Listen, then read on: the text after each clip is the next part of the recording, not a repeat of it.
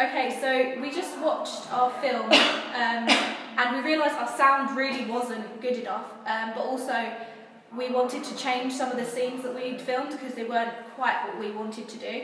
And they didn't add to the dramatic, scary effect that we wanted. So the first scene we're going to change is taking off the bag only and keys.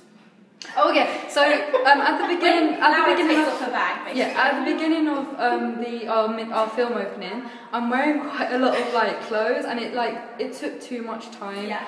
And because it took so much time, we had to cut off all the dramatic stuff, so it wasn't like long down, it wasn't scary because it was just short.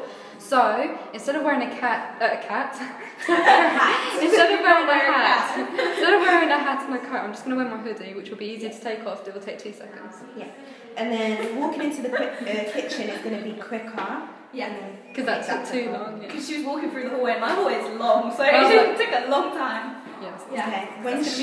When the thud happens, she's going to look up at the light. I'm going to redo that. Because when we were filming it took so long. She kept laughing. It's just so funny, like looking up at the lampshade and like people watching you look up like. So we're going to redo it. And redo the thud.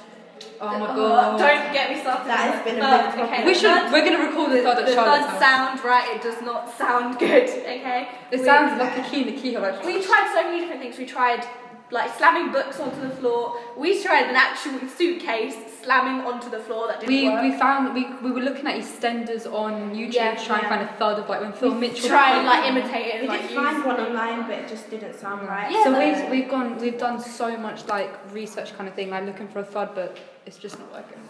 Yes. Okay. Walking into the hallway. Always said that. Yeah. Okay. Yeah. And when the cat, after the thud, when she's walking through the hallway, that took a long time. Cause someone. Okay. So we're gonna redo that bit.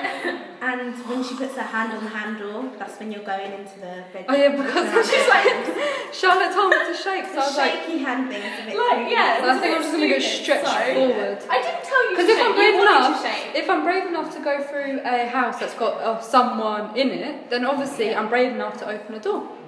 True. Yeah. Okay. And then behind the door, is that behind the door in Charlotte's? We're going to make it look more like there is like something there. Like we're going to have a boot. So basically, we're going to have a coat on the door and then a boot. Just. Okay. And we're going to have boots sticking out to make it look like someone is.